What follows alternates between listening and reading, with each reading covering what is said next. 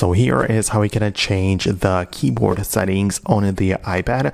Let me show you how it works. And if it's your first time in here, subscribe and we can get into it.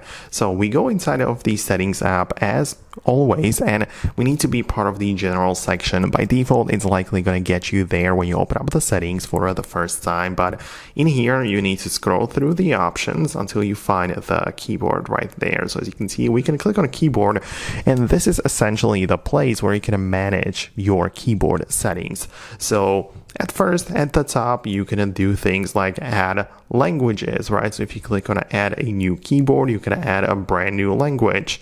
Or you can also do things like enable and disable the sound, and some things like the auto capitalization and caps lock, and all of the features which you might be interested in are part of this settings menu.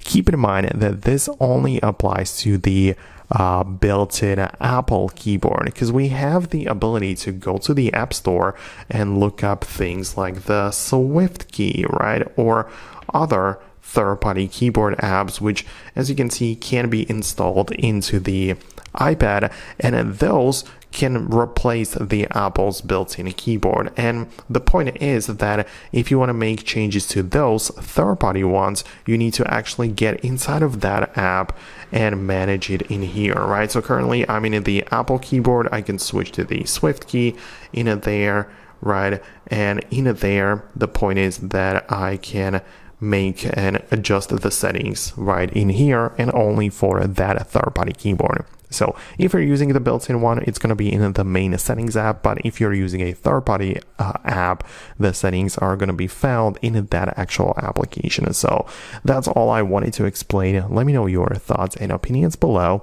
and I'll see you in the next videos as well.